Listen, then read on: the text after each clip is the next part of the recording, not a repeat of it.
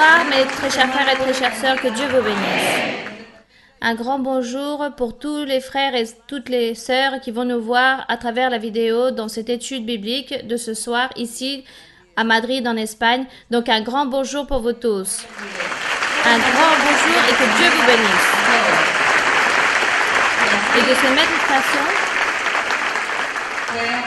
vous pouvez vous asseoir et nous allons ouvrir nos Bibles dans le livre de Job, chapitre 24.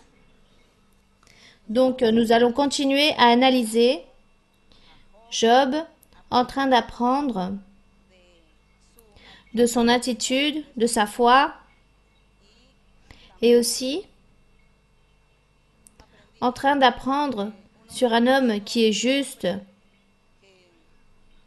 un homme qui a fait les choses droites devant Dieu, et comment il a vécu, il a souffert beaucoup de tribulations, beaucoup de difficultés. Mais aussi, c'est très beau d'écouter, ou de lire du moins, tout ce qui s'est exprimé, tout ce qu'il a senti dans son cœur, dans son âme, pour que nous aussi, nous puissions apprendre que dans la vie, il y a parfois des moments très difficiles qui surviennent, des moments tristes, des moments de désolation, mais que nous ne devons pas nous affaiblir, mais bien au contraire, continuer à croire en Dieu, continuer à être confiants en lui et nous dévouer à la prière et clamer notre Seigneur qu'il existe en esprit et en vérité. Car pour beaucoup, c'est difficile de croire en ce mystère de l'existence de Dieu. Ils ont tout à fait raison, mais pour nous, ce n'est pas difficile de croire, car nous sentons dans notre vie sa présence. Et nous avons vu ses œuvres, ses bénédictions et tout ce qu'il fait pour nous. Donc, ce n'est pas difficile de croire en notre Dieu. Pour les personnes qui n'ont jamais vécu des expériences, pour eux, c'est très difficile.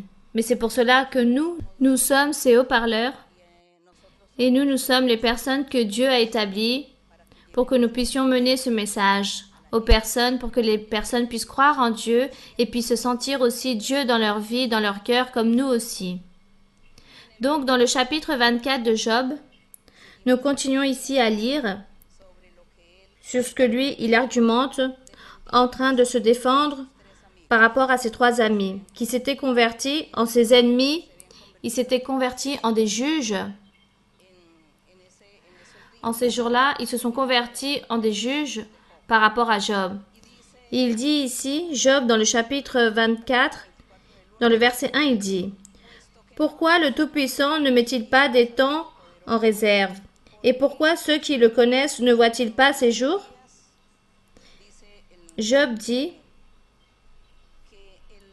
que les temps de Dieu ne sont pas occultes, ne sont pas cachés, car il dit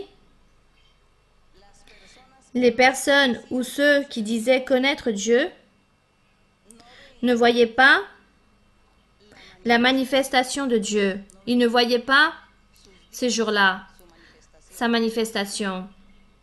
Job était en train de se lamenter. Job en train de dire Dieu existe. Et Job enseignait au peuple, et il enseignait à la jeunesse l'existence de Dieu. Et dans ces moments de tribulation, Job se sent seul, il se sent désemparé, il croit, ou plutôt il pense, que tout ce qu'il avait enseigné avait été des mensonges, car il ne voyait pas la main de Dieu en train de se manifester. Et lui, ce qu'il avait enseigné, c'est comme s'il était en train de tromper les personnes. Donc il dit, on déplace les bornes, on vole les troupeaux et on les fait paître. On enlève l'âne de l'orphelin. Ici, Job est en train de dire que tout ce que l'homme qui disait connaître Dieu, les mauvaises œuvres, leurs faits de ces personnes qui connaissaient Dieu faisaient des choses mauvaises. Et c'est pour cela qu'il disait, qu'ils étaient en train de faire des choses mauvaises alors qu'ils connaissaient Dieu. Ils étaient en train de voler les troupeaux, c'est-à-dire ils étaient en train de délimiter les terres, les terrains des autres personnes, en train de voler des terrains. C'est comme si nous, on dit qu'on va bâtir ce bâtiment et on va le pousser un peu plus vers là-bas pour profiter du terrain du voisin. Voilà ce qu'il disait à travers ces versets. Qu'il volait les troupeaux, qu'ils déplaçaient les bornes, qu'ils enlevaient l'âne de l'orphelin. Verset 4, il dit « On repousse du chemin les indigents, on force tous les malheureux du pays à se cacher. Et voici comme les ânes sauvages du désert, ils sortent le matin pour chercher de la nourriture. Ils n'ont que le désert pour trouver le pain de leur enfant. » Ici, Job se lamente des mauvaises œuvres, les mauvaises attitudes de ceux qui disaient croire en Dieu et connaître Dieu. Continuons avec le verset 6. Vous pouvez le lire. Ils coupent le fourrage qui reste dans les champs. Ils grappillent dans la vigne de l'impie. Ils passent la nuit dans la nudité, sans vêtements, sans couverture contre le froid. Continuez. Ils sont percés par la pluie des montagnes. Ils y embrassent les rochers comme unique refuge. On arrache l'orphelin à la mamelle, on prend les gages sur le pauvre. Ils courent sans vêtements. Ils sont affamés et ils portent les gerbes. Dans les enclos de l'impie, ils font de l'huile, ils foulent le pressoir et ils sont soif. Dans les villes sales, l'âme des blessés jette des cris. Dieu ne prend pas garde à ses infamies. D'autres sont ennemis de la lumière, ils n'en connaissent pas les voies, ils n'en pratiquent pas les sentiers. L'assassin se lève au bout du jour, tue le pauvre et l'indigent, et il dérobe contre la nuit. L'œil de l'adultère épie le crépuscule. Personne ne me verra, dit-il, et il met un voile sur sa figure. La nuit, ils entrent les maisons, le jour, ils se tiennent enfermés. Ils ne connaissent pas la lumière. Pour eux, le matin, c'est l'ombre de la mort, et ils en éprouvent toutes les terreurs. Et quoi? L'impie est d'un poids léger sur la face des eaux. Il nage sur la terre d'une part maudite. Il ne prend jamais le chemin des vie. Comme la sécheresse et la chaleur absorbent les eaux de la neige, ainsi le séjour des morts engloutit ceux qui pêchent. On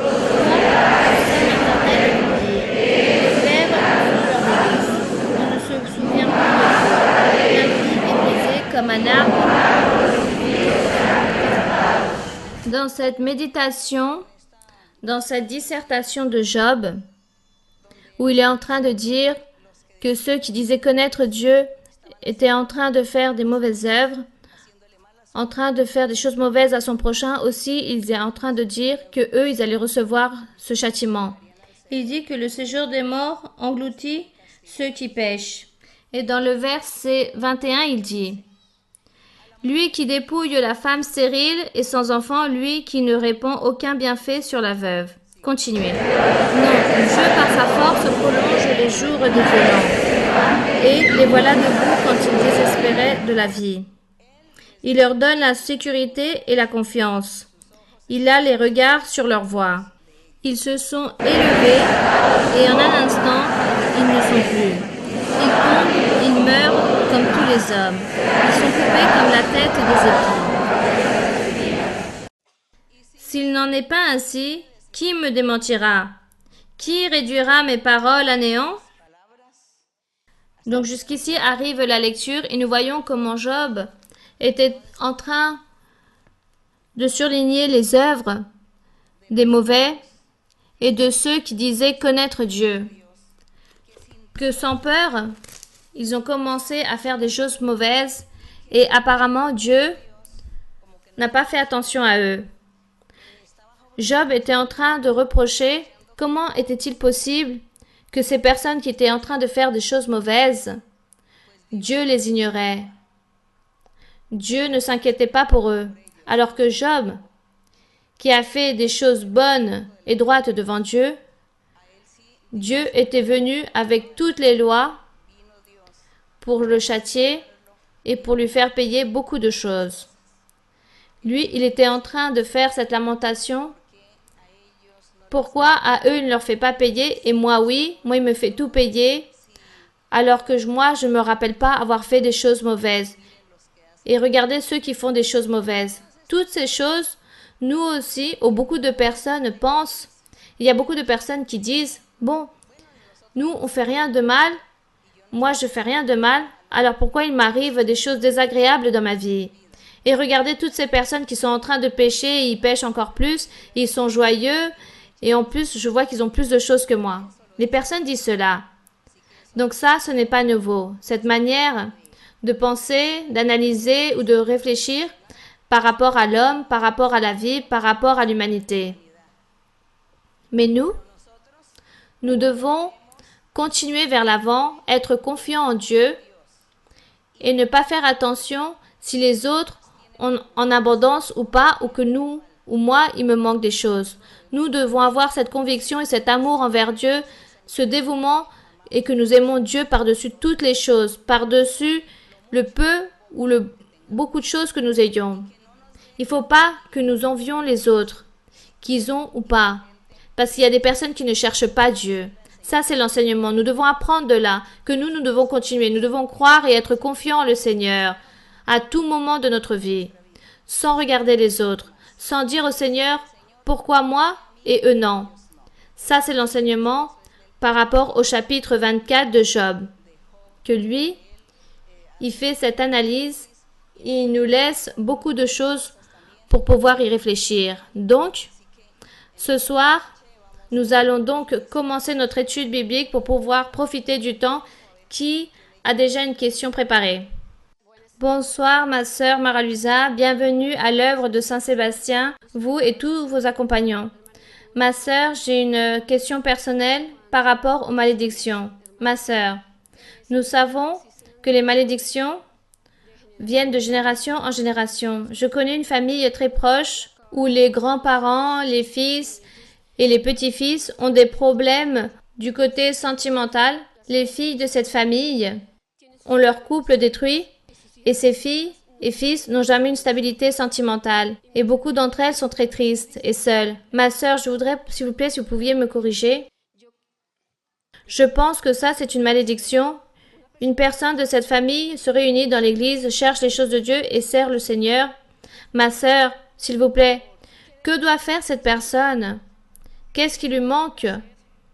Ou comment elle doit faire les choses pour que le Seigneur ait de la miséricorde de cette famille et qu'elle puisse enlever cette malédiction, si réellement il s'agit d'une malédiction. Merci beaucoup, ma sœur, et que Dieu vous bénisse.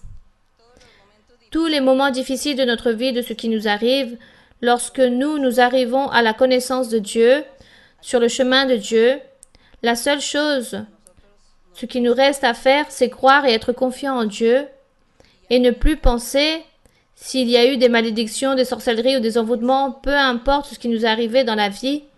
Nous commençons à connaître Dieu, à lire la Bible et à méditer et à examiner, à analyser la Bible, verset derrière verset, et demander à Dieu qu'il y ait de la miséricorde envers nous, qu'il nous écoute, qu'il regarde notre situation, qu'il puisse nous purifier, nous libérer, qu'il nous donne la paix et la joie, car le Seigneur Jésus a fait cette promesse. Le Seigneur a dit, tout celui qui croirait en lui aurait la paix, aurait la joie, la liberté.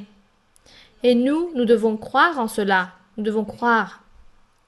Et de la même façon comme Job qui a vécu ces moments tristes, de maladie, de pauvreté, de désolation, lui, il a continué à être ferme en croyant en Dieu. Nous aussi, nous devons être confiants en Dieu, nous devons croire en Dieu, car lui nous a déjà donné l'opportunité de le connaître, surtout dans cette voie. Donc, maintenant, les familles que la sœur est en train de mentionner, qui se développent avec des choses qu'elles n'ont pas, mais que les autres ont, mais si la famille a connu Dieu, qu'elle reste conforme, qu'elle accepte et qu'elle attende la miséricorde de Dieu. Car Dieu peut agir dans n'importe quel moment. Dieu peut changer les choses comme lui il veut, car ça, ce sont les promesses de bénédiction que Dieu donne à une personne lorsque la personne arrive et connaît pour la première fois son œuvre, sa parole, et écoute la prophétie, et Dieu lui fait des promesses. Donc elle continue vers l'avant, qu'elle ne s'inquiète pas, car ce qui compte, c'est la volonté de Dieu. Donc, qu'on dise à Dieu, fasse ta volonté dans ma vie, fasse ta volonté dans nos vies. Et nous voulons te suivre, te connaître, et nous voulons faire ta volonté, nous voulons te plaire. C'est cela. Voilà ce qui est important. Les autres choses, les laisser dans le passé, toutes ces choses. Bien, une question? Bonsoir ma sœur, que Dieu vous bénisse. Excusez-moi ma sœur si je sors des questions. Je voudrais partager avec vous quelque chose de très merveilleux, une expérience, et tout d'abord l'appui que Dieu vous donne et à son ministère. Ma sœur, il y a 6 ans, j'ai pu vous demander un conseil, car pour le médecin, c'était impossible que je puisse avoir une descendance, et les choses que eux, ils me demandaient, c'était impossible pour moi. Et vous m'avez dit 3 choses, et cela fut ainsi. Et c'est comme ça que la promesse du Seigneur fut accomplie. À travers cette grossesse, au bout de 5 mois, j'ai reçu beaucoup de problèmes de santé, mais malgré tout cela, ma fille n'est pas née avec aucune invalidité que les médecins me disaient. L'œuvre du Seigneur se voit en elle, car un soir, ma fille m'a dit, « Maman, je ne connais pas le Seigneur, présente-le-moi. » Moi, je suis restée surprise et j'ai dit, « Bon, on va prier et on va demander au Seigneur qu'il puisse se présenter à toi dans un rêve. » Ma sœur, peu de jours après, ma fille s'est réveillée et m'a dit, « Maman, maman, j'ai rêvé avec le Seigneur. » Et je lui ai dit, « Ça y est, tu l'as vu? » Et elle m'a dit, « Non. » Il m'a présenté ma sœur Mara-Luisa et je commençais à lui redemander, « Mais tu as vu le Seigneur? » « Non, maman. » Il m'a présenté ma sœur Mara-Luisa et je l'ai reçue avec un grand bouquet de fleurs. Et là, je vois la grande bénédiction que le Seigneur nous montre, que la représentation du Seigneur, c'est vous, ici sur la terre. Et je donne l'honneur à mon Père Céleste. La représentation de Dieu sur la terre sont tous ceux qui font la volonté de Dieu. Le Seigneur Jésus, il faut lire les évangiles. Lisons les évangiles et là nous allons apprendre beaucoup de choses. Quand le Seigneur, on lui demandait « Où est le Père? Où est Dieu? Montre-nous le Père. » Et le Seigneur Jésus disait « Mais si vous avez été avec moi autant de temps et vous ne connaissez pas le Père ?» Le Seigneur, ce qui faisait comprendre, c'est que toute personne, homme ou femme, établie par Dieu, choisie par Dieu, soutenue par Dieu, instrument de Dieu, Dieu est là en la personne. Dieu est en train de parler en la personne. Rappelons-nous aussi des prophètes. Le prophète Isaïe, Jérémie, tous ceux qui parlaient lorsque eux, ils prophétisaient, ils ne disaient pas que c'était Isaïe qui était en train de parler. On disait que c'était Dieu qui était en train de parler. Dieu a dit ceci et Dieu a dit cela. Donc, on ne prenait pas en compte l'instrument, peu importe la personne. Mais c'était la parole de Dieu. Dieu en train d'utiliser l'homme pour parler à l'humanité ou pour parler aux hommes, pour enseigner et corriger. Et c'est pour cela que nous, tous, nous avons été appelés pour être instruments de Dieu. Et c'est pour cela que nous devons être correctement, vivre droitement la vie que Dieu veut que nous vivons pour que lui, il puisse nous utiliser et que lui, il puisse se manifester en nous et que nous puissions être cet instrument pour sauver beaucoup de personnes. Donc, ce n'est pas seulement une personne qui doit travailler. Ce n'est pas seulement la promesse pour une seule personne. Mais il dit que dans l'Église du Seigneur Jésus-Christ, il a établi quoi? Il a établi beaucoup d'apôtres, beaucoup de prophètes et beaucoup de docteurs. Ce ne sont pas peu, mais beaucoup dans l'Église. Donc, Il faut lutter. Nous devons tous lutter pour obtenir ces promesses de Dieu, pour que nous soyons ces instruments dans la main de Dieu. C'est très merveilleux de démontrer au monde que Dieu vit et que Dieu fait des miracles et qu'il se manifeste entre nous. Une autre question? Bonsoir, ma sœur Maralusa. Que Dieu vous bénisse. C'est une promesse du Seigneur que j'allais vous poser une question. Et ma question, ma sœur, c'est dans Matthieu 5, 3, verset 3. Matthieu, chapitre 5, verset 3. Ici, le Seigneur Jésus-Christ, il dit « Heureux les pauvres en esprit, car le royaume des cieux est à eux. » Ces pauvres d'esprit peuvent être, par exemple, un enfant qui a un certain handicap très important ou d'autres malades qui n'ont pas cette même opportunité comme celle que nous avons de chercher le Saint-Esprit, d'être rempli et riche du Saint-Esprit, ma sœur. Ça, c'est ma question, ma sœur. Merci beaucoup, ma sœur, et que Dieu continue à vous soutenir grandement. Merci. Donc, heureux les pauvres en esprit. Les pauvres en esprit, il n'est pas en train de parler de l'esprit de notre corps. Il est en train de parler de la pauvreté de connaissance de Dieu. La personne est pauvre parce qu'elle n'a pas Dieu dans sa vie, elle n'a pas Dieu dans son cœur. Et c'est pour cela qu'on dit qu'elle est pauvre en esprit. Et nous, avant de connaître le Seigneur, nous étions pauvres en esprit parce que nous ne connaissions pas Dieu. Maintenant, nous allons nous donner cette fierté de dire que nous sommes riches en esprit parce que nous avons vécu et profité les promesses de Dieu. Nous avons senti la promesse du Saint-Esprit dans notre vie et nous avons eu un changement de vie, une transformation. Donc, nous sommes renouvelés. Nous ne sommes plus pauvres en esprit car nous avons connu le Seigneur. Maintenant, on dit que nous sommes riches en esprit et que nous devons être chaque jour plus riches en esprit. Nous devons avoir la connaissance de la doctrine du Seigneur. Abonder dans notre être de Dieu, de la présence de Dieu. Que Dieu nous utilise, que Dieu puisse continuer à se manifester. Donc la pauvreté spirituelle, c'était la connaissance de Dieu. Mais ces personnes, au milieu d'être pauvres, dans la spiritualité, ont un cœur disposé pour croire lorsque nous parlons de Dieu, comme il nous est arrivé. Nous étions pauvres en esprit, on ne connaissait rien de Dieu, nous n'avions pas d'expérience avec lui. Mais lorsqu'on nous a parlé de Dieu, lorsqu'on a prié pour nous, on nous a donné la prophétie, on a commencé à croire, à accepter et nous avons cru. Pourquoi? Parce que nous avons été humbles et nous avons cru. Donc, j'ai cessé d'être pauvre en esprit. C'est cela. La connaissance du Seigneur. Maintenant, nous sommes riches en le Seigneur. Continuons avec une autre question. Oui? Oui, ma sœur. Bonsoir, ma sœur, que Dieu vous bénisse, bienvenue.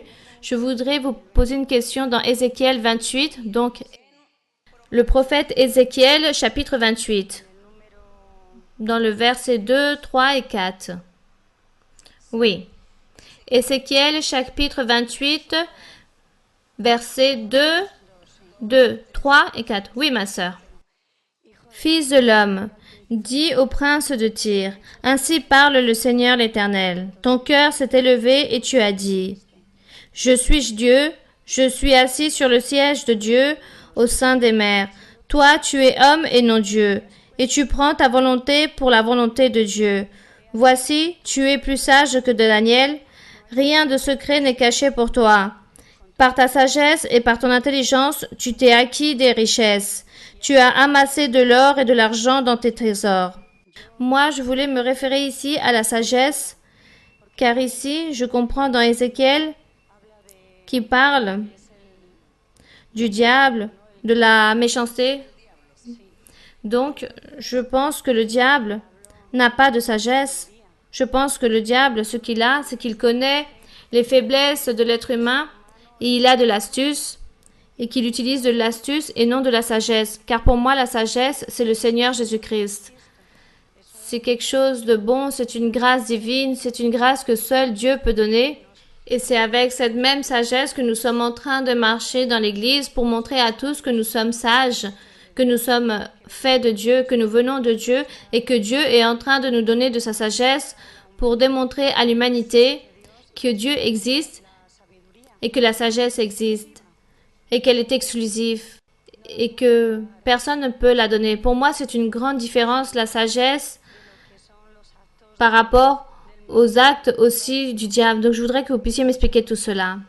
Bien, dans Ézéchiel 28, 2, il dit, Dieu dit, « Fils de l'homme, dis au prince de Tyr. » Tyr, à l'époque d'avant, c'était une ville gouvernée par un roi, et le diable avait possédé ce roi de Tyr. C'est-à-dire, le diable est entré dans le corps du roi de Tyr, en train d'utiliser ses pensées, en train d'utiliser sa bouche, en train d'utiliser toutes ces choses du roi pour prendre des décisions.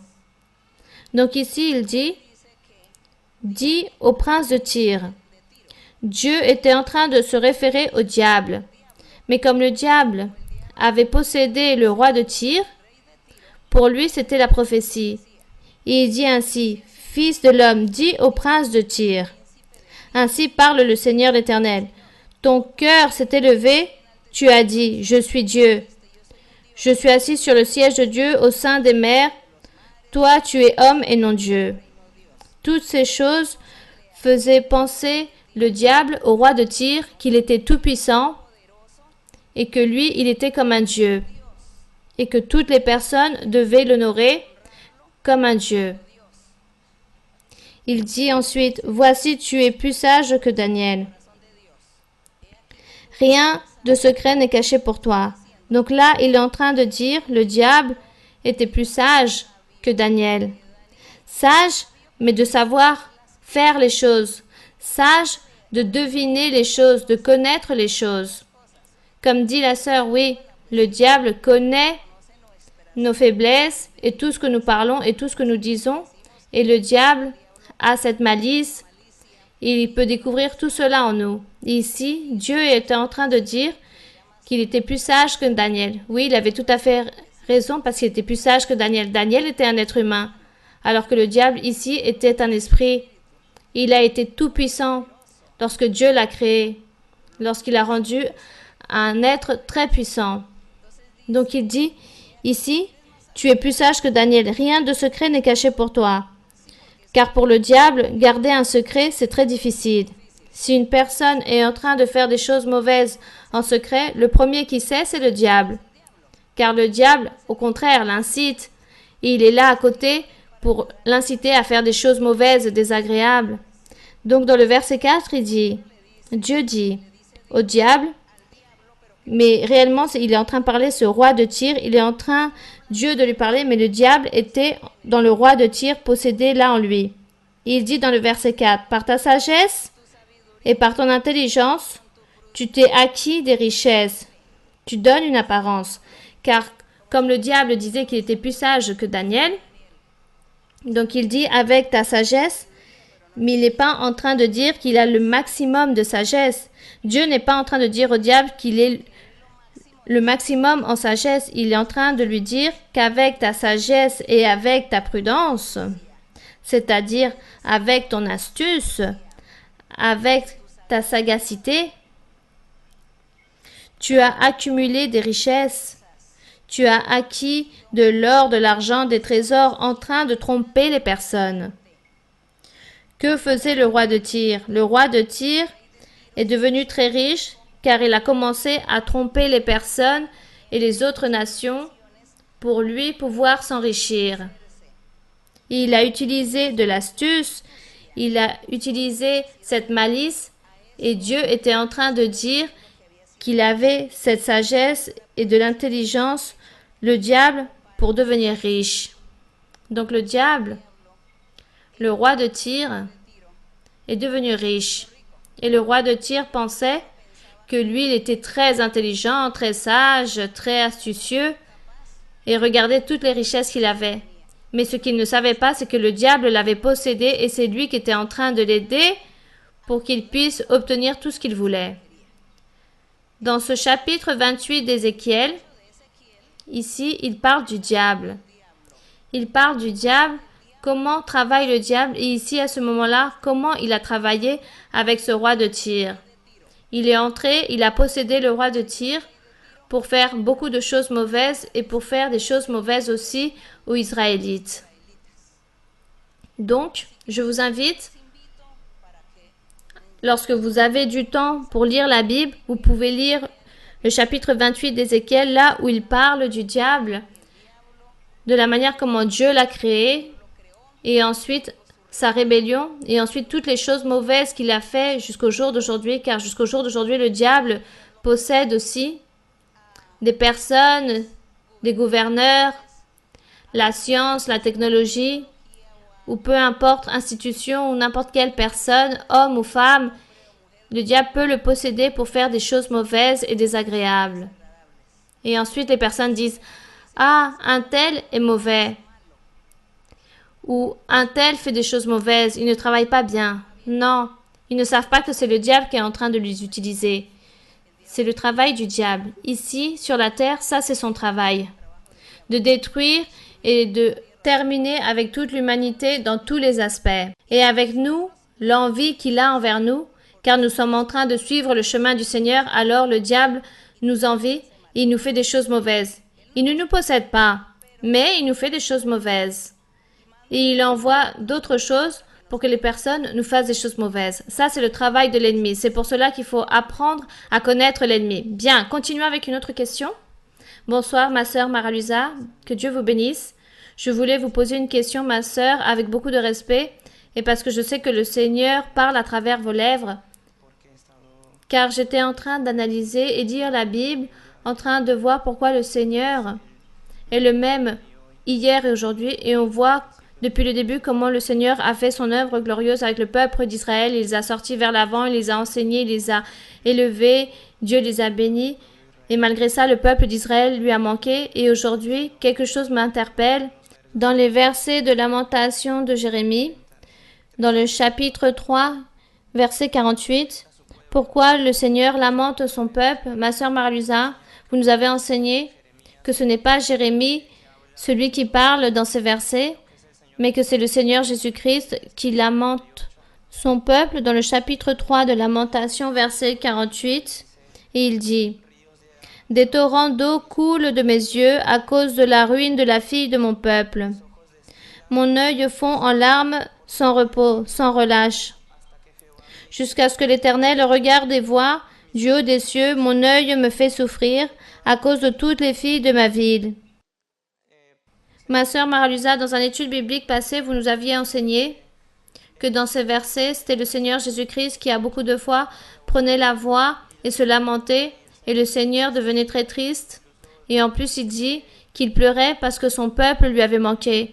Son peuple avait fracassé par rapport aux propos qu'il avait avec eux. Et je voudrais plutôt, ma sœur, vous demander pourquoi aujourd'hui le Seigneur nous a donné les outils pour pouvoir continuer vers l'avant. Il nous proportionne beaucoup de choses pour que nous puissions être comme lui, il veut que nous soyons. Donc, par exemple, lorsque on voit qu'il y a un frère, par exemple, ou une sœur, quelqu'un qui revient en arrière et s'en va, nous, on est très tristes. Moi, je pense que le Seigneur, comme dit ces versets, cela doit nous faire beaucoup de mal. Et on pleure aussi pour son peuple, pour ses fils, alors qu'ils ont reçu tellement de choses, et pourquoi eux, ils repartent en arrière. Je voudrais que vous puissiez nous approfondir dans ces versets, car cela me paraît très beau comment le Seigneur sent ces choses comme nous, car en plus, lui, c'est notre Père, c'est lui qui nous éduque, qui nous élève, il nous donne tellement de choses, et lui, nous, lorsque nous lui manquons, toute la tristesse qu'il doit sentir envers nous, je pense que c'est quelque chose que je ne peux pas imaginer, car c'est quelque chose de très profond, et je ne sais pas comment le Seigneur agit, ce qu'il sent, mais je sais que le Seigneur parle à travers vous, ma sœur Marlusa, et que vous puissiez nous approfondir un peu plus sur cela. Bon, mon frère, il n'y a pas tellement de choses de quoi approfondir, car vous l'avez tout dit. Et qu'est-ce qu'il nous reste? Il nous reste obéir, nous soumettre à Dieu, pour que Dieu ne soit pas triste, pour que Dieu ne soit pas triste avec nos attitudes mauvaises ou avec notre vie désordonnée, alors nous devons lire la Bible.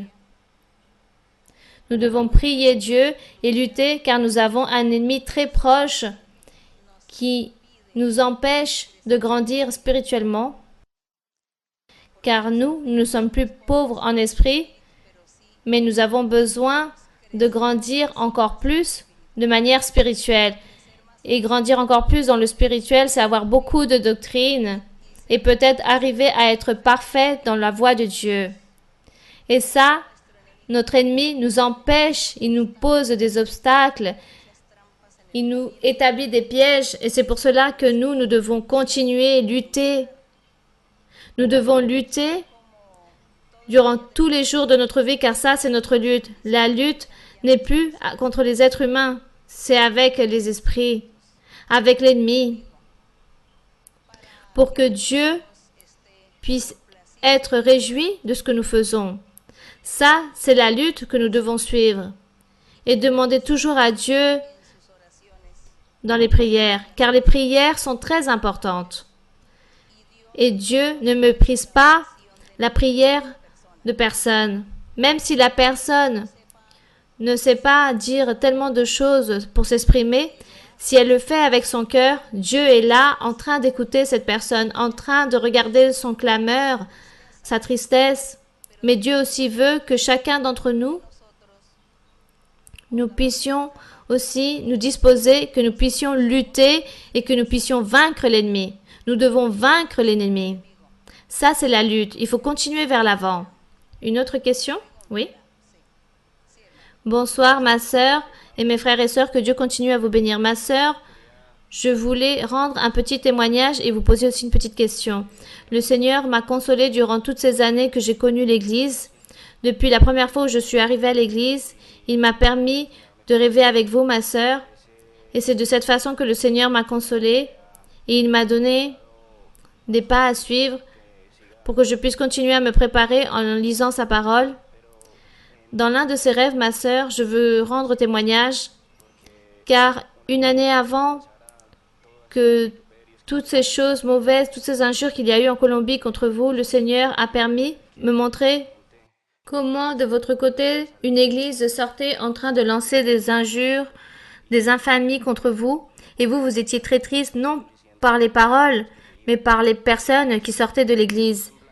Et d'un moment à un autre, vos visages a changé, je vous avais face à moi, et vous avez souri. Votre visage avait changé, vous vous êtes rempli d'allégresse, et je vous ai demandé, ma sœur, pourquoi vous souriez?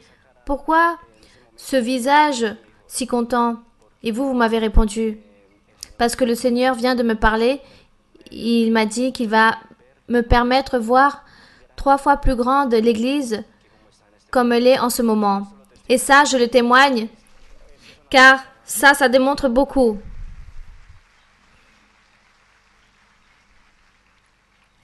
Je suis très joyeux, ma sœur, à chaque fois que je vois l'Église remplie de fleurs.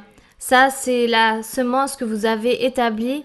Partout où vous ouvrez une église, le Seigneur vous soutient énormément et je suis très joyeux et très fier de appartenir à cette église et de vous avoir comme prophète. Bon, merci à Dieu. Merci au Seigneur. Et j'espère aussi avoir des fruits de tous les enseignements que je vous donne à chaque moment. J'espère aussi des fruits. J'attends de vous que le Seigneur établit beaucoup de personnes. Car si j'enseigne et je ne vois pas que les personnes apprennent, par exemple lorsque nous sommes en train d'étudier dans une école, dans une université, le professeur attend que ses élèves apprennent, n'est-ce pas? Et que eux, ils puissent recevoir beaucoup de choses et qu'ils puissent être spécialisés dans certaines choses et maîtres dans ce qu'ils ont étudié. Et ça, je pense que c'est une grande satisfaction pour tous les professeurs, car ils commencent à dire, regardez, mes élèves sont docteurs, ingénieurs, architectes, médecins.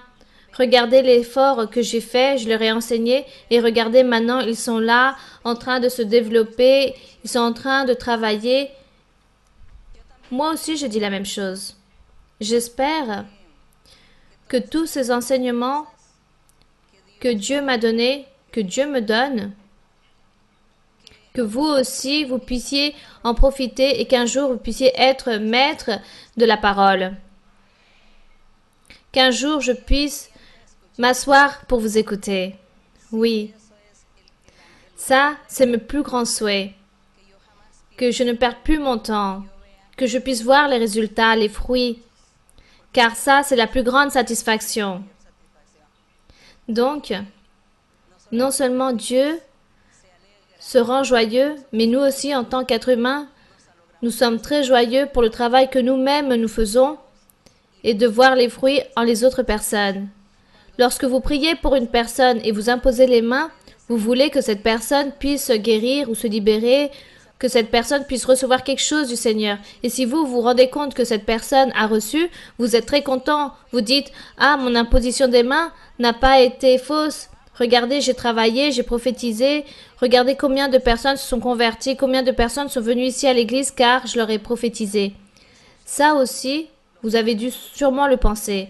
Chacun d'entre nous veut obtenir aussi les fruits de ce que nous sommes en train de semer, de ce que nous sommes en train de travailler, que Dieu nous aide pour pouvoir le réussir. Et combien d'entre vous dit que lorsque nous serons face à lui, nous devons apporter tout le travail que nous avons fait ici?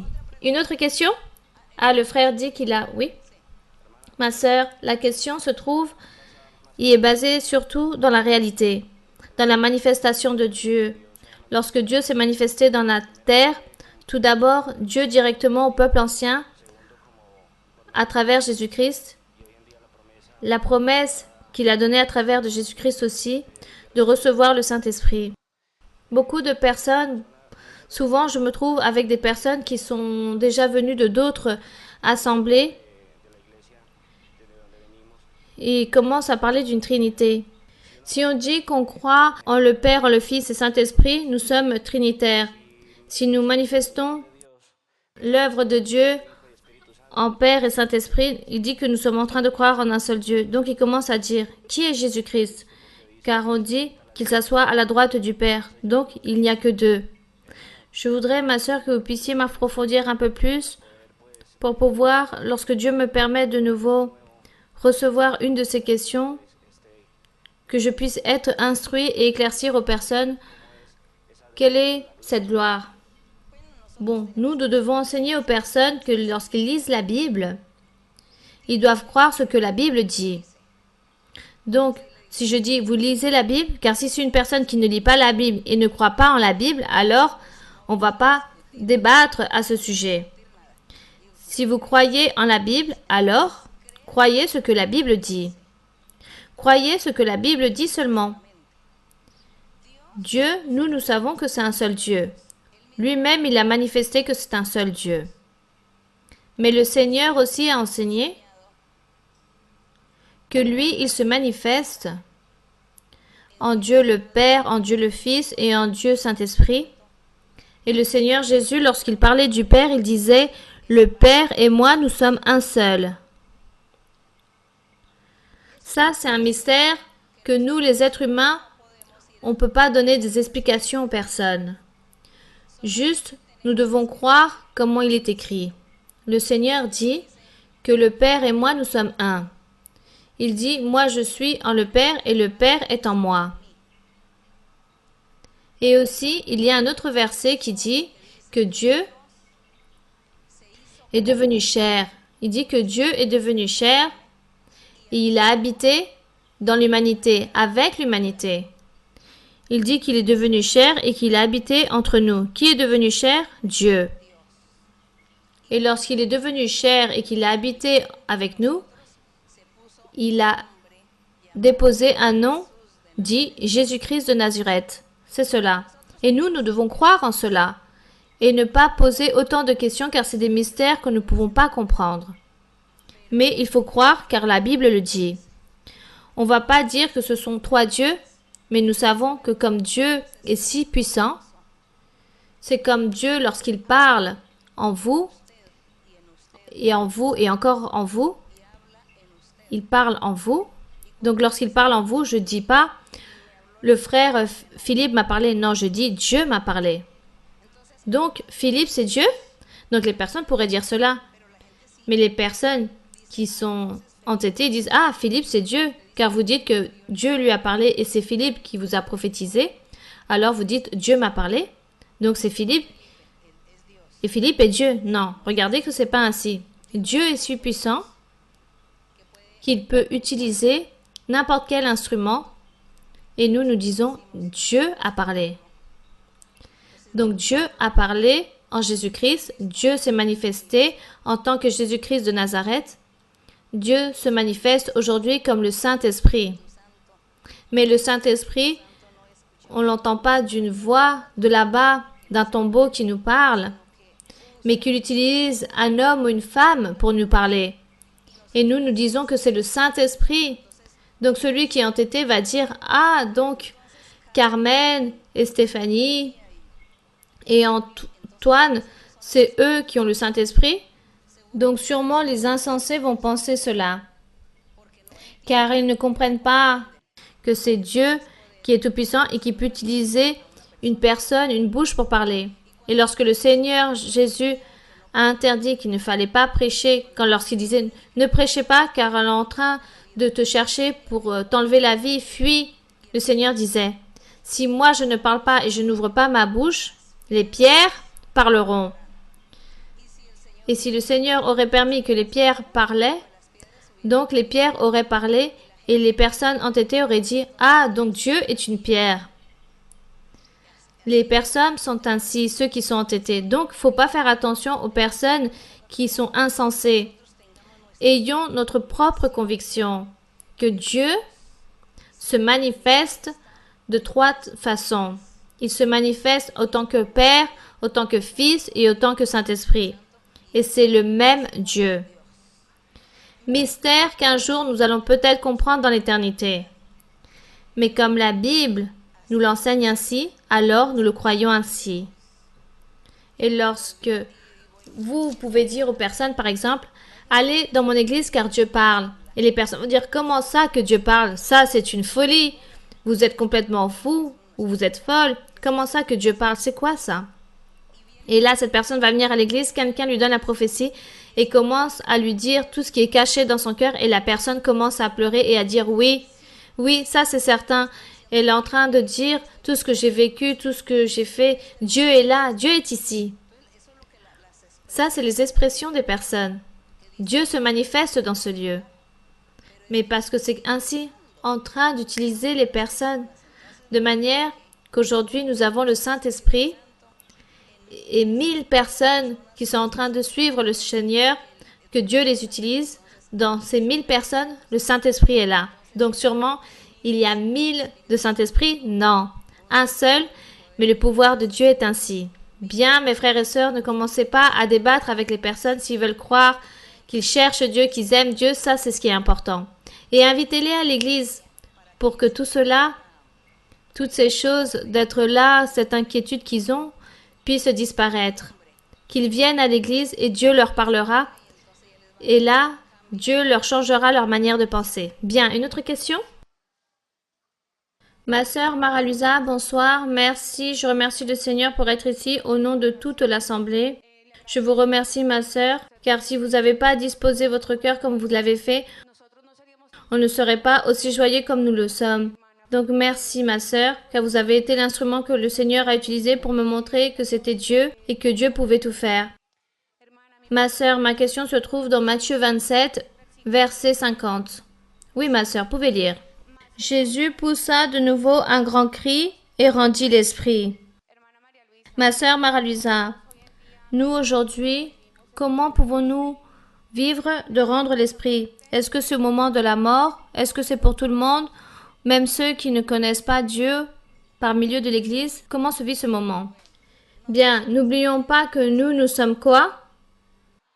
Un esprit qui est en train d'habiter dans ce corps. L'esprit habite dans un corps physique que Dieu nous a donné.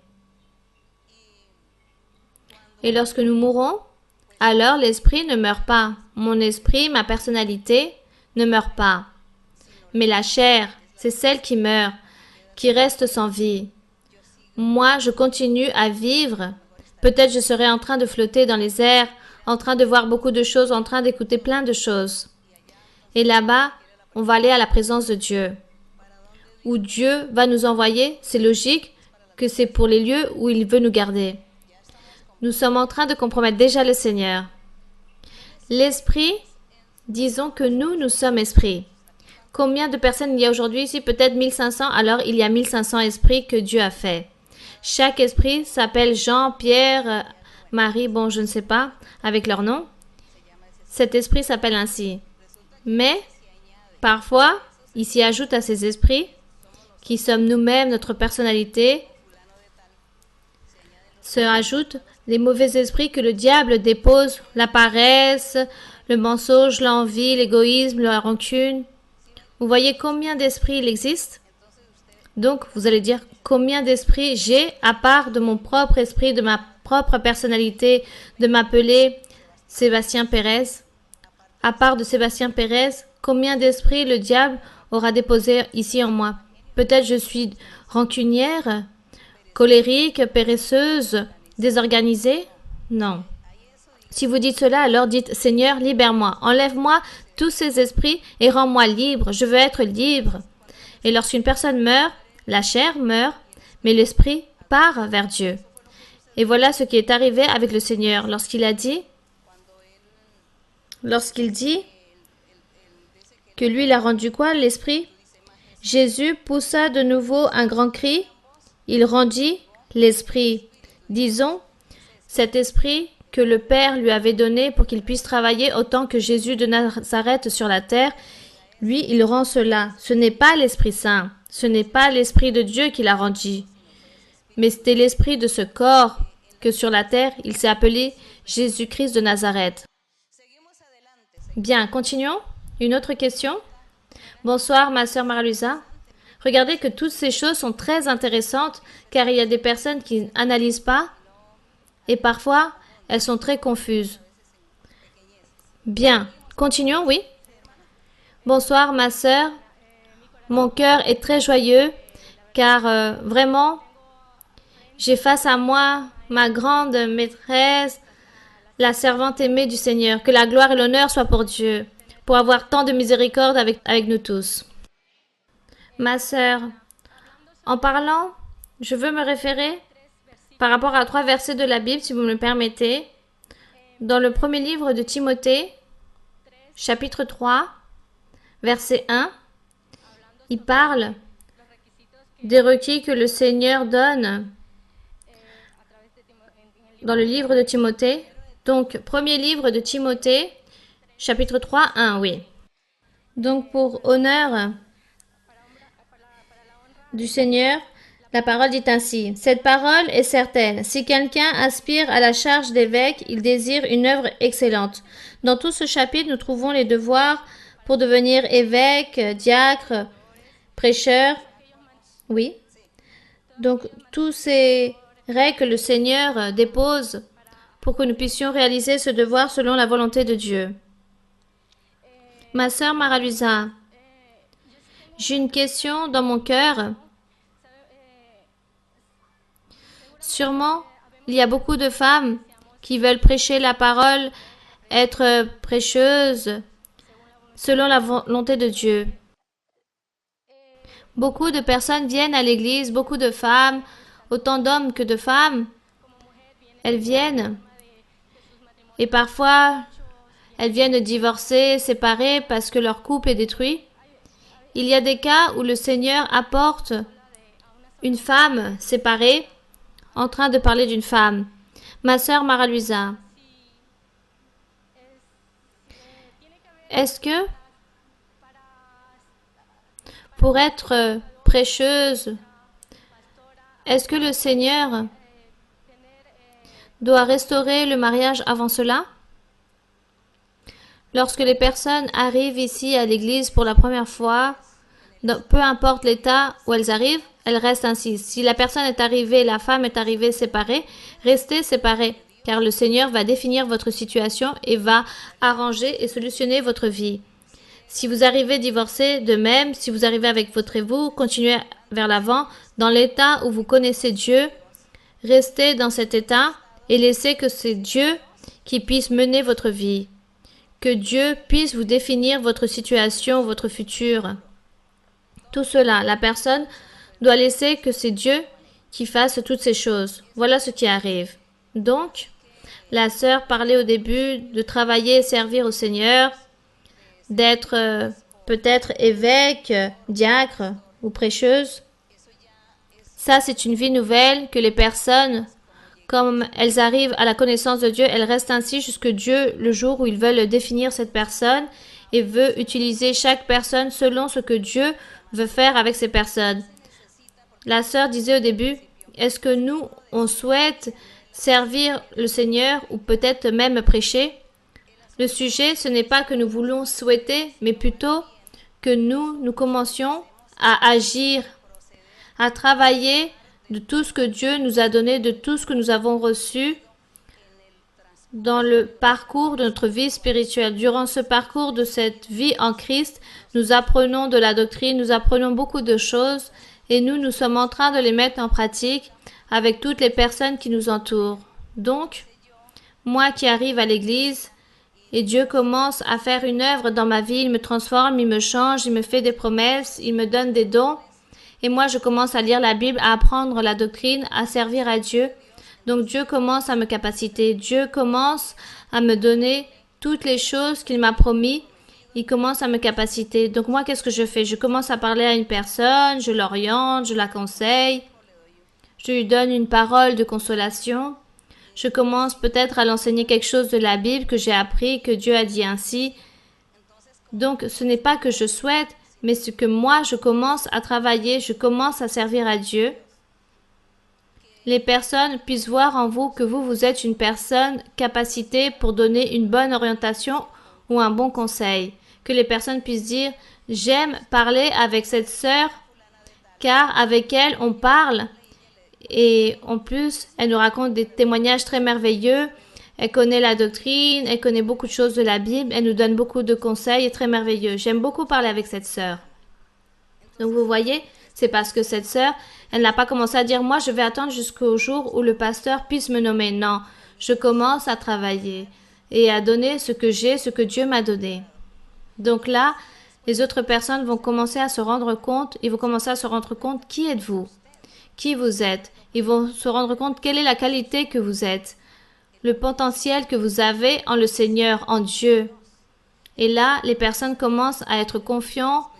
Et ensuite aussi les pasteurs à voir que vous êtes une personne capacitée. Et là, ils commencent à dire, aidez à travailler, faites ceci, faites cela, visitez tel lieu, regardez, allez à telle église, car ils voient que vous êtes une personne qui sait et sait faire les choses. Ça, ce n'est pas une question d'attendre qu'on me nomme. Mais si moi, j'ai ce que j'ai, je dois le donner. Si j'ai des bons conseils, alors je donne des bons conseils.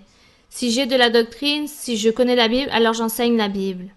Si les personnes me racontent des rêves, alors je dis « Regardez que la Bible a rêvé un tel, et cela signifie cela. Donc votre rêve peut dire cela. » Donc les personnes vont commencer à connaître et nous, on commence à travailler ce que Dieu est en train de nous donner.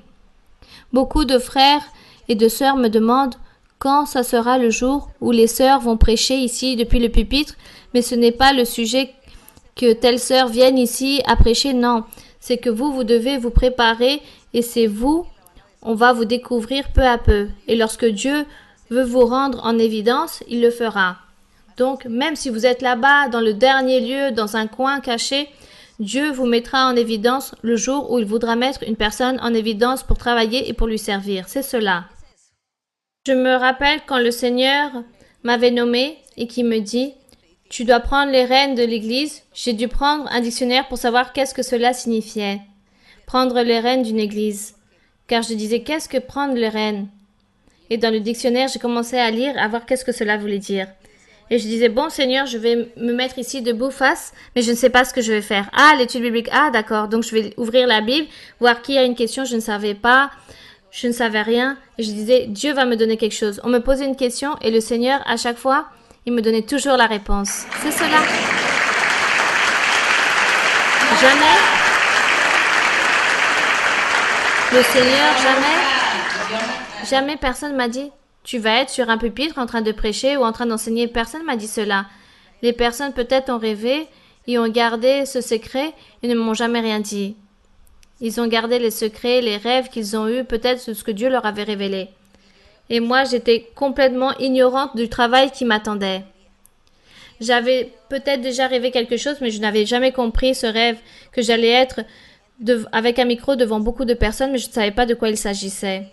Et je n'ai jamais souhaité, je n'ai jamais dit « Ah, je vais être là-bas sur le pupitre ». Jamais je l'ai pensé, je l'ai souhaité.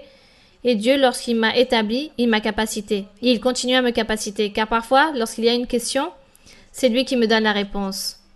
Car réellement, c'est pas que je suis là. Comment je vais étudier ce que vous allez me poser comme question, car je ne sais même pas ce que vous allez me demander. Je ne vais pas étudier des thèmes particuliers. Donc, c'est le Seigneur qui donne tout, car c'est lui qui a dit « Enseigne la doctrine. Oui, Seigneur, je vais apprendre la doctrine, mais je ne sais pas qu'est-ce que je vais enseigner. » Et lui, il me donnait la doctrine. C'est le Seigneur qui fait cela. Il va le faire avec toutes les femmes à qui Dieu leur a parlé qu'ils allaient être ici. C'est cela. Bien, continuons. Bonsoir. Oui, ma sœur. Bonsoir, ma sœur, que Dieu vous bénisse. Je veux vous dire que je suis très joyeuse de vous avoir ici. Ma sœur, dans la Bible, j'admire toutes les personnes qui font des bonnes choses devant Dieu. Et plus que tous, j'admire Élisée lorsqu'il demande la double portion à Élie, car le Seigneur lui a donné. Et lui, il a fait beaucoup de miracles. Il a été un bon serviteur de Dieu. Et moi, j'admire toujours ces chapitres. Et moi, j'ai un exemple de la Bible pour continuer vers l'avant chaque jour. Et je voudrais, ma sœur, que vous puissiez m'expliquer un peu plus. Car disons que nous souhaitons tous qui sont en train de voir et qui sommes ici, que vous puissiez nous expliquer par rapport à Élisée, car lorsqu'il est mort, même quand il est mort, il avait du pouvoir. Et ce n'était pas tellement le pouvoir du corps d'Élisée, mais c'était plutôt la parole de Dieu. Car la parole de Dieu, c'est ce qui ressort, c'est ce que Dieu veut ressortir, sa parole, que lui il parle, ce qu'il dit.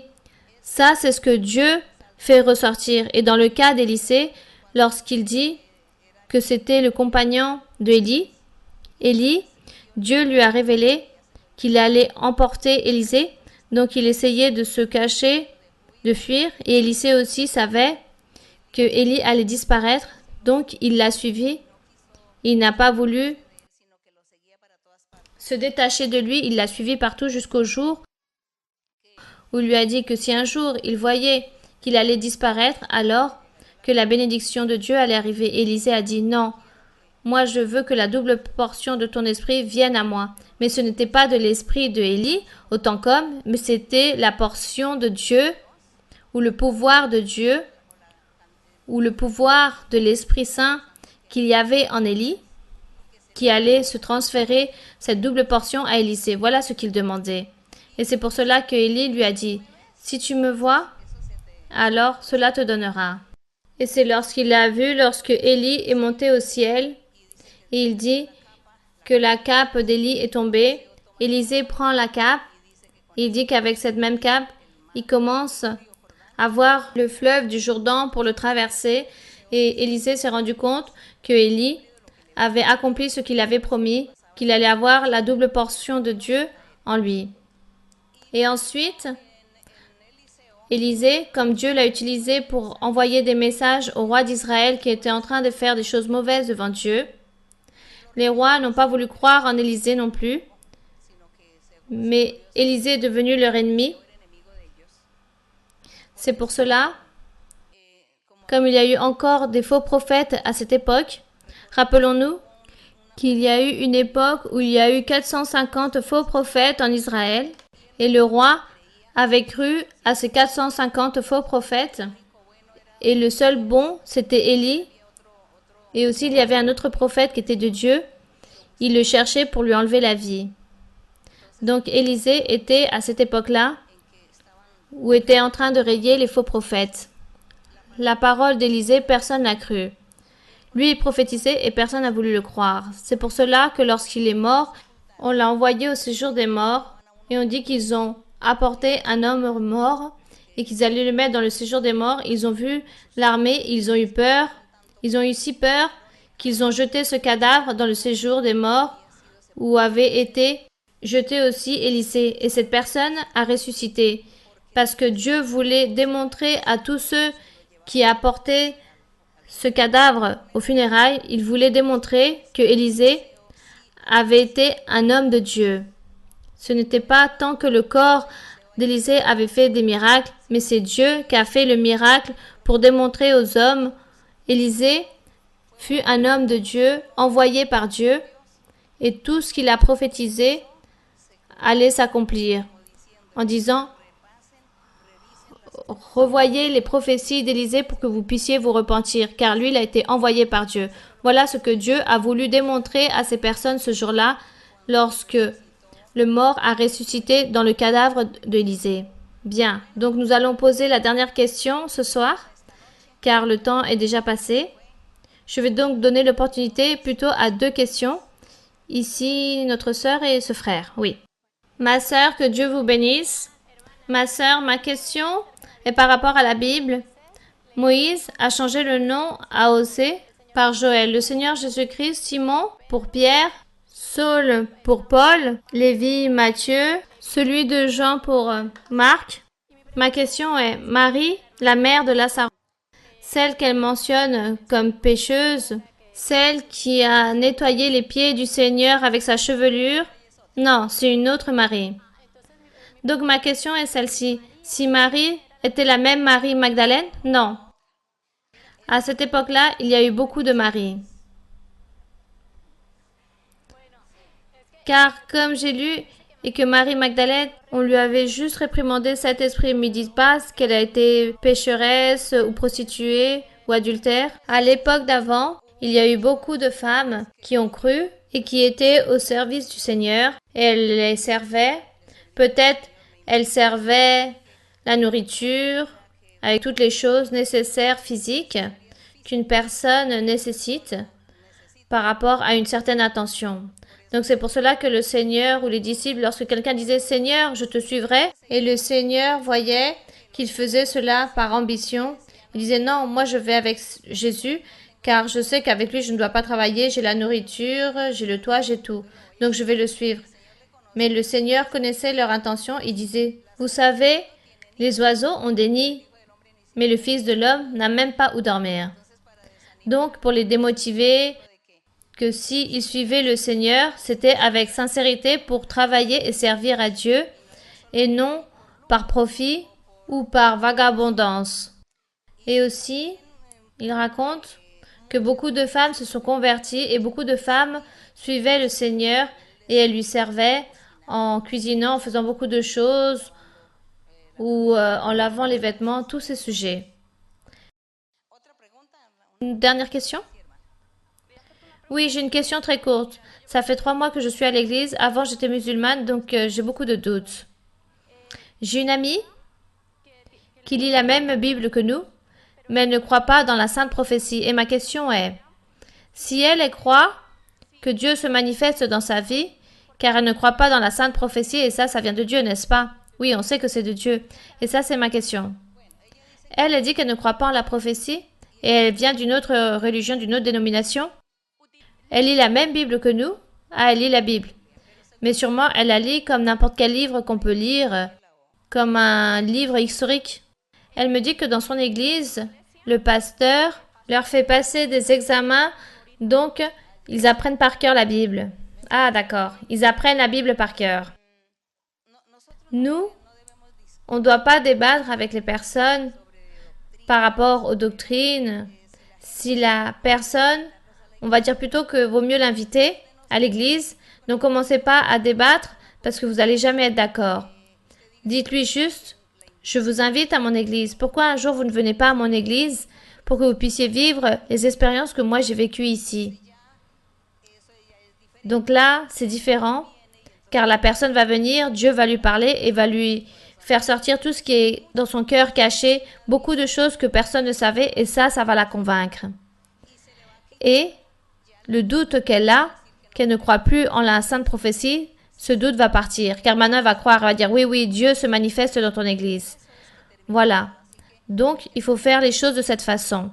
Ne pas débattre, mais juste inviter la personne qu'elle vienne à l'église et qu'elle écoute la prophétie, qu'elle ait cette expérience et Dieu se chargera de convaincre les personnes. Bien, mes frères et sœurs, nous allons donc nous mettre debout. Nous allons prier le Seigneur et nous allons chanter au Seigneur un cantique. Un cantique, nous allons lui chanter et ensuite, nous allons prier notre Dieu pour demander à Dieu qu'il nous aide, qu'il nous rende parfaits, qu'il nous rende droits, qu'il fasse que nous soyons sages et intelligents dans sa parole, dans sa connaissance, dans sa doctrine, que nous puissions lui servir, que nous soyons un instrument dans la main de notre Dieu. Nous allons demander cela au Seigneur et aussi ceux qui sont malades, ceux qui sont remplis de maladies, qui demandent pour leur maladie et les personnes qui disent, qui ont des sorcelleries ou des malédictions aussi, demandez à notre Dieu, car notre Dieu est à notre côté, en train de nous écouter. Bien. Le cantique 127, 125, nous allons chanter « Clame-moi ».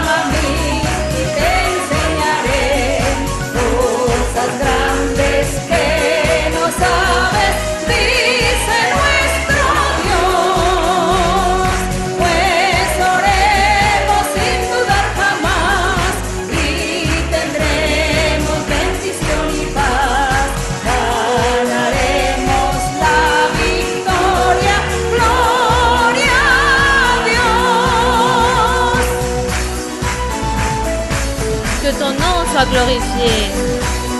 Louange à ton nom, mon Seigneur. Béni soit ton nom, Seigneur. Père Saint, merci, Seigneur.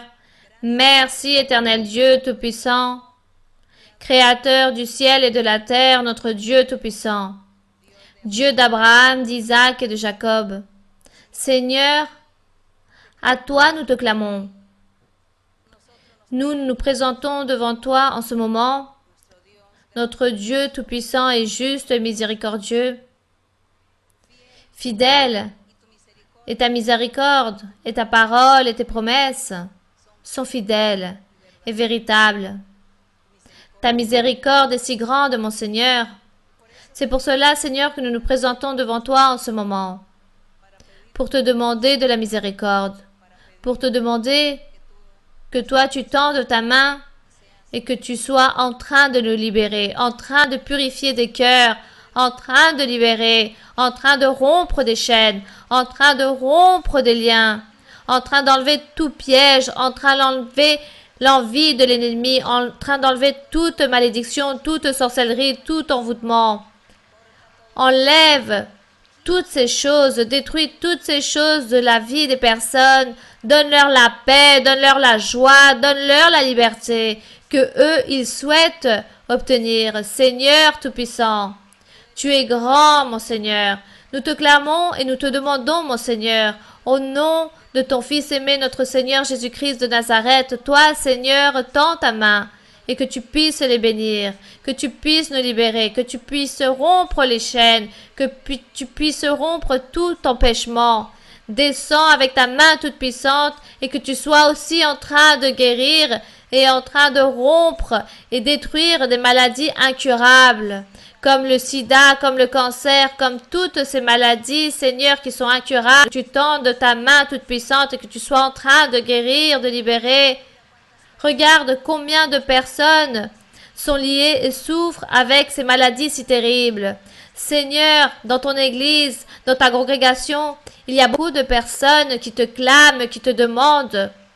Des personnes qui sont en train d'attendre ton amour, ta bénédiction, ta miséricorde, ta guérison. Seigneur, libère, libère au Seigneur aujourd'hui. Merci, éternel Dieu. Merci pour ton amour. Merci pour ta parole, pour tes promesses. Merci car tu parles et que tu accomplis toutes les choses que tu as promises dans notre vie. Tu es en train de libérer et tu es en train de purifier et tu es en train d'enlever toute tâche des corps, toute tâche des âmes. Tu es en train de libérer chacun d'entre eux, en train de rompre des liens d'esclavitude. Toutes ces choses, tu es en train de les enlever. Détruis l'œuvre de ton ennemi. Regarde ces personnes qui ne sont insensées, qui ne peuvent pas réfléchir. Je te demande, mon Père, que tu puisses tendre ta main toute puissante, que tu puisses guérir, libérer et purifier.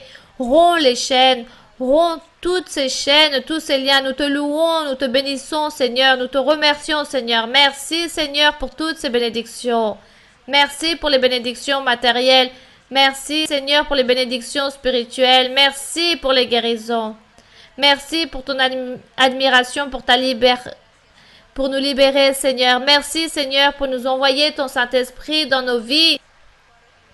Pour nous envoyer le Saint-Esprit, pour que nous aussi, nous puissions parler en langue, pour que nous puissions parler, que nous puissions nous présenter devant toi, Seigneur. Merci, Seigneur, pour nous chouchouter. Merci, Seigneur, pour guérir. Merci pour la présence de ton Saint-Esprit. Seigneur, envoie le pouvoir de ton Saint-Esprit et baptise, envoie ton feu spirituel. Baptise en envoyant ton feu spirituel, Seigneur. Bénis, Seigneur, envoie les dons spirituels. Donne la perfection dans la prophétie. Perfectionne-les, Seigneur, dans les dons de la prophétie. Romps les chaînes, les liens, Seigneur, et libère. Purifie, ô Seigneur. Romps toutes ces chaînes, romps et détruis, Seigneur, toutes ces chaînes. Tu es puissant, mon Seigneur. Béni es-tu pour toujours. Puissant, Seigneur. Puissant est le roi. Je t'en prie, Seigneur. Fais que ta voix vive, Seigneur. Envoie de ton pouvoir, mon Seigneur. Merci, Seigneur. Merci, mon Père. La iglesia es tuya, Señor, te pedimos tu santa presencia queremos tener. El tiempo vuela y nosotros dormimos, por eso pedimos tu santo poder. Aviva tu obra en medio de los tiempos, porque indiferente está por doquier. Derrama, Cristo bueno, un gran avivamiento que sienta tu pueblo, tu santo poder. Derrama, Cristo bueno, un gran avivamiento que sienta tu pueblo, tu santo poder. La iglesia es tuya, Señor, te pedimos tu santa presencia queremos tener. El tiempo vuela y nosotros dormimos, por eso pedimos tu santo poder. Aviva tu obra en medio de los tiempos, porque indiferente está por doquier. Derrama, Cristo bueno, un gran avivamiento que sienta tu pueblo, tu santo poder. Derrama, Cristo bueno, un gran avivamiento que sienta tu pueblo, tu santo poder. Gloire au Seigneur. Merci à notre Père. Merci à notre Dieu. Merci à vous tous. Que Dieu vous bénisse. Que Dieu vous bénisse énormément. Et que le Seigneur ait écouté tous vos clameurs, vos prières, et qu'il ait pu vous remplir de beaucoup de bénédictions, car ça, c'est sa promesse. Il l'a toujours promis qu'il donnera beaucoup de bénédictions. Et je sais que vous n'allez pas partir sans votre bénédiction, car Dieu vous a donné la bénédiction, la liberté, et continuez vers l'avant. Lire la Bible, s'il vous plaît. Vous devez lire la Bible, car en lisant la Bible, nous plaisons à Dieu. Donc, il faut continuer vers l'avant et demander à Dieu de la liberté, et qu'à chacun d'entre vous, il vous libère, il vous purifie, et qu'il fasse de vous un homme véritable de Dieu, une femme véritable de Dieu, remplie du pouvoir de Dieu. Que Dieu vous bénisse. Merci mes frères et sœurs, et que Dieu vous bénisse.